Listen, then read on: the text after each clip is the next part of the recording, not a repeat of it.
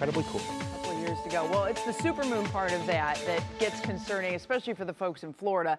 The moon, of course, causes waves and tides, and they have had astronomically high tides this time of the year. Right. That is being compounded as this major hurricane is headed for the coast. Yeah, the king tide, they have to deal with that. You've got the rainfall. I mean, we forget about the rainfall in these systems as well. I mean, they're getting 4 to 8, even 10 inches of rain. That causes enough problems. We know that locally, but you throw storm surge in on that, the devastating wind that they're about to experience in portions of Florida, and it's going to be a major storm for them. So that is national news. That's where I want to start our forecast. If you missed it, top of the show, we'll briefly get through this.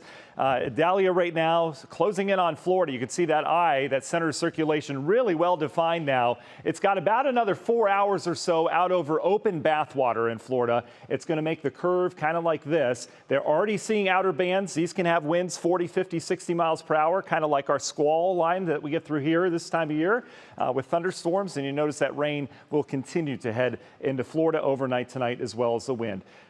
Latest right now, Cat 2. Very strong Cat 2, expected to become a Category 4 over the next couple hours as it makes landfall sometime overnight and tomorrow morning, maintaining hurricane status all the way across the southern state of Georgia. And then the Carolinas expecting some wind, but more rainfall and some storm surge from this as well.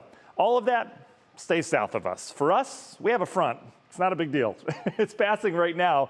Tomorrow morning out the door, you're going to feel a little fall-like taste in the atmosphere. Breezy, cool, some scattered lake effect showers. We're in the 50s. We'll be clearing out during the afternoon and evening. We'll maintain that breezy, cool status tomorrow. Here's our frontal boundary. Not a lot of moisture with it. This one's of Pacific origin, so it's not connecting with the Gulf of Mexico moisture as we saw last week. My goodness. Notice the scattered showers, kind of a brief shower, maybe 5-10 minutes or so, working from west to east. We may see another shower behind that. But don't be surprised if you have wet windshield tomorrow morning if you left the car out. That is about it. You don't notice much else behind that. Big old high pressure working in.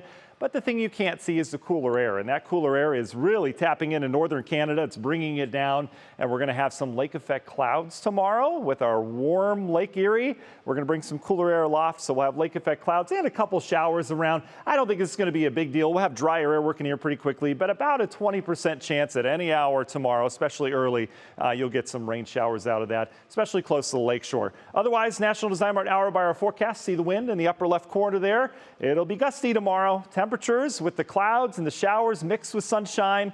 Eventually that sunshine will win out, but temperature is not going to do a whole lot tomorrow. We're talking mid to upper 60s for highs. Lingering clouds into the afternoon will give way to some clearing skies to be able to see that supermoon tomorrow night. I think we've got a good chance. Couple leftover clouds, that's about it.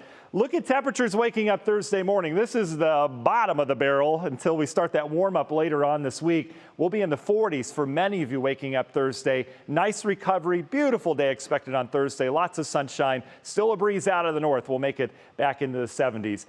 We haven't hit 90 very many days this summer. It's been a cooler summer than average. We've hit it one day. We average 8 by now, and we average 9 for the end of summer. And temperatures, average highs going down, obviously, over the next couple weeks. So we're losing our chances for 90-degree days. But here comes a ridge. That same ridge out towards the west is going to expand east for your Labor Day weekend forecast. And watch how it grows in strength. Temperatures approaching 90 degrees, several days perhaps. I do think we're going to hit 90 out of this one. Labor Day weekend forecast. Notice we're pushing it by Monday, but it is going to be hot. Humidity doesn't build in here till Sunday and then especially on Monday. So it's going to be a dry heat, so to speak.